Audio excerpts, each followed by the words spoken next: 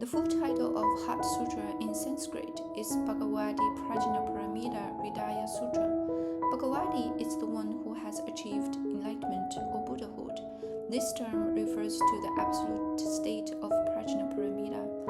The term Bhagavati has the connotation of mother because through realization of her own nature, Prajnaparamita, she gave birth to the Buddhas of 3 times. Is the mother of 4 noble children, shravakas, pratyek abuddhas, bodhisattvas, and buddhas.